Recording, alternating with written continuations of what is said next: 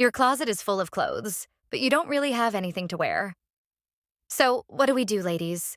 Take a seat and watch me teach you how to take your basic outfits from this to this. Putting together an outfit that works for you comes down to 4 key points. Chapter 1. The Power of Color. Firstly, there are 2 types of colors: neutrals and everything else. Neutrals are not just good, they are divine. They're easy to work with.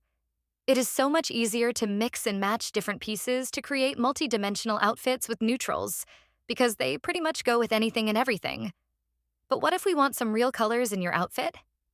The key is to know which colors go well together. Let me tell you about this little thing called a color wheel.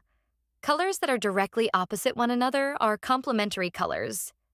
When put together, they help create a bolder look and give contrast to your outfits. Colors that are next to each other on the color wheel are analogous and match well together to create a very subtle and cohesive outfit. So, how do you go about this?